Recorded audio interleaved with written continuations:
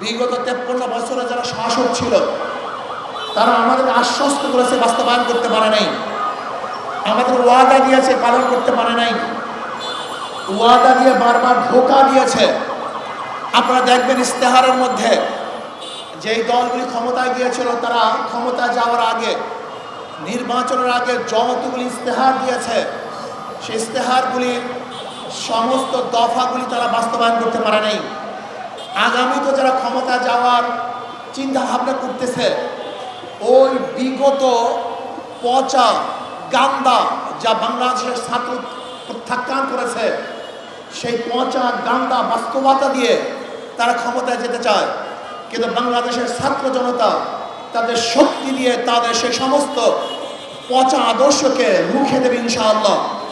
আপনারা জানেন ইসলামী ছাত্র আন্দোলন কি চায়? নীতি আদর্শের ভিত্তিতে সমাজকে গঠন করতে চায়। সাহাবাদের অনুসরণে তারা জীবন করতে চায়। তারা কি চায়? তারা কোরআন ও সুন্নাহর ভিত্তিতে দেশ কায়েম করতে চায়। কোরআন ও সুন্নাহর নাম শুনলেই অনেকের গায়ের মধ্যে জানা ধরে। আমি দেখেছি বিগত আওয়ামী লীগ ফ্যাসিস্ট আমলের যে বক্তব্য, বর্তমানে অনেক নেতাদের মুখে একই বক্তব্য শুনি।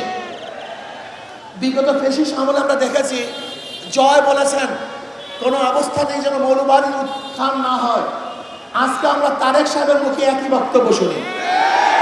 জয়ের বক্তব্য এবং তারেক সাহেবের বক্তব্যের মধ্যে আমি কোনো পার্থক্য দেখছি না। আপনারা দেখছেন কিনা আমি জানি না। আপনারা দেখেছেন দক্ষিণপন্থীদের উত্থান হচ্ছে, আজকে মৌলবাদীর উত্থান হচ্ছে। বর্তমান গতকালকে দেখলাম আমাদের মির্জা ফখরুল ইসলাম আলমগীর সাহেব মন্দিরে গিয়ে বক্তৃতা করেছেন, হিন্দুদের এক মাজলিসে গিয়ে বক্তৃতা করেছেন।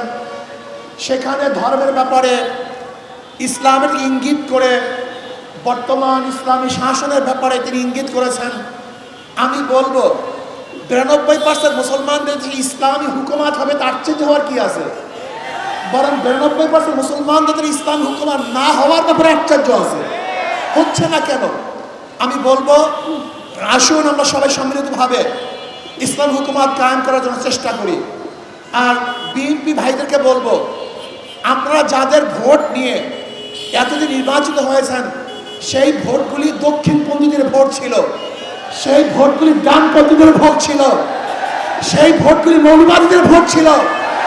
আপনি দেখেন খালেদা জিয়া তিনি মৌলবাদীর পক্ষে বক্তৃতা করেছেন, এমনকি মির্জা সাহেব তিনিও মৌলবাদীদের পক্ষে বক্তৃতা করেছেন, মোশাররফ সাহেব তিনিও মৌলবাদীর পক্ষে বক্তৃতা করেছেন। যারা এক সময় মৌলবাদীদের পক্ষে বক্তৃতা করতেন এখন তারা মৌলবাদীদের বিপক্ষে বক্তৃতা করার কারণটা কি? এর কারণটা কোথায় জানেন? আসলে মৌলবাদীরা শিখে ফেলছে, জেনে ফেলছে যে মৌলবাদীদের সাথে এত বৎসর মধ্যে প্রতারণা করা হয়েছে, তাদের দাবি দাওয়াকে বাস্তবায়ন করে নেই।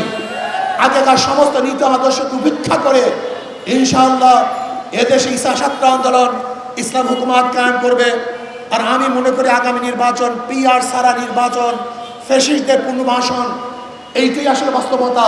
পিআর সিস্টেম নির্বাচন চাই যাতে দ্বিতীয়বার ফ্যাসিস্ট এদেশে আর সৃষ্টি না হতে পারে।